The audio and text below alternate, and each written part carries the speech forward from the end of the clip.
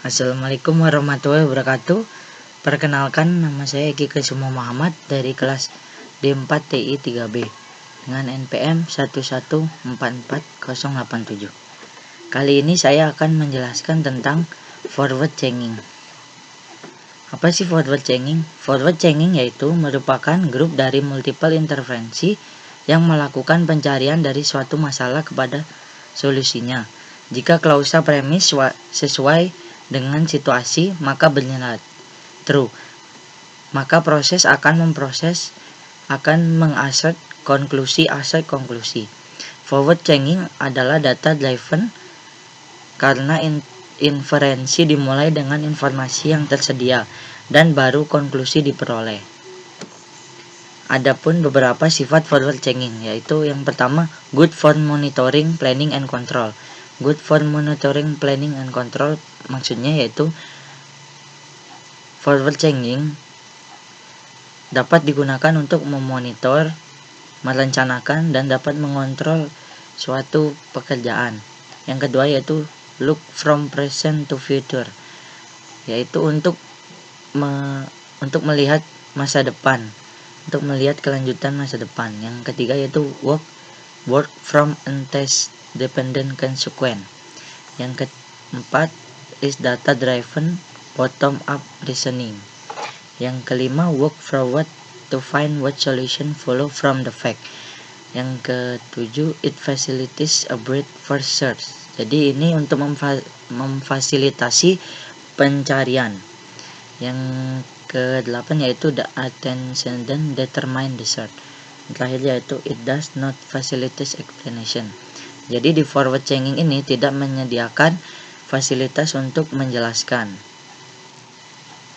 Di sini ada sebuah kasus yaitu penasihat keuangan. Kasusnya yaitu seorang user ingin berkonsultasi apakah tepat berinvestasi pada stok IBM.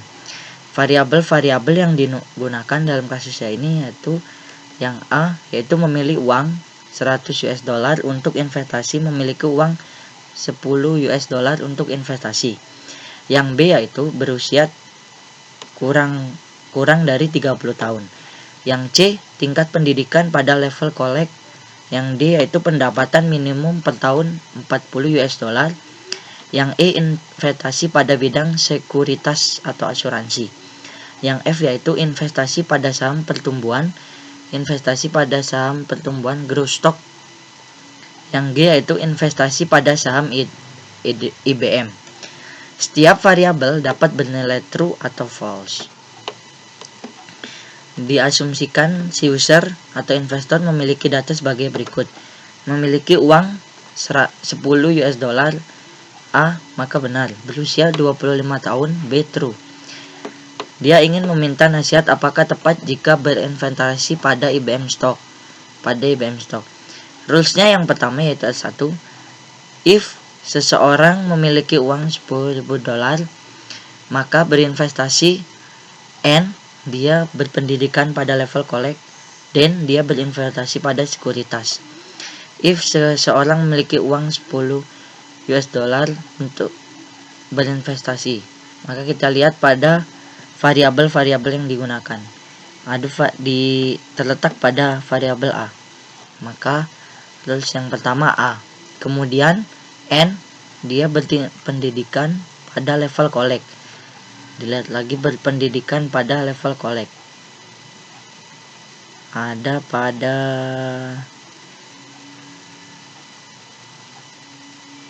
C. Yang ketiga yaitu then dia harus berinvestasi pada bidang sekuritas, artinya E.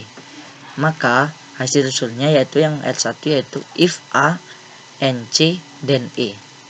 Kemudian yang R2, if seseorang memiliki pendapatan per tahun min, maka kita lihat lagi di sini pendapatan min. Di situ ada D.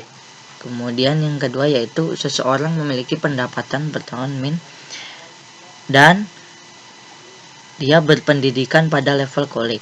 Kita cari lagi berpendidikan pada level college. C, berarti maka D, N, C, kemudian then dia harus berinvestasi pada saham pertumbuhan, maka berada pada F. Dan maka F2 if D and C then F. Yang ketiga yaitu R3. Jika seseorang berusia kurang dari 30 tahun dan dia berinvestasi pada bidang sekuritas, then dia sebaiknya berinvestasi pada saham pertumbuhan. Maka kita lihat B, N, E, then F. Dan if B, N, E, then F. Nah, R4 if seseorang berusia kurang dari 30 tahun dan lebih dari 22 tahun, then D, didik 2, dan dia berpendidikan kolek. Maka R4 yaitu if B dan C. Kemudian yang kelima yaitu seseorang berinvestasi pada saham pertumbuhan dan saham yang dipilih pada saham IBM. Maka dihasilkan R5 sama dengan if F dan G. Itulah cara forward checking menyelesaikan sebuah kasus. Kesimpulannya yaitu menggunakan forward checking maka dibutuhkan fungsi yaitu if, and, dan then. Sekian penjelasan dari saya. Kurang lebihnya mohon maaf. Wassalamualaikum warahmatullahi wabarakatuh.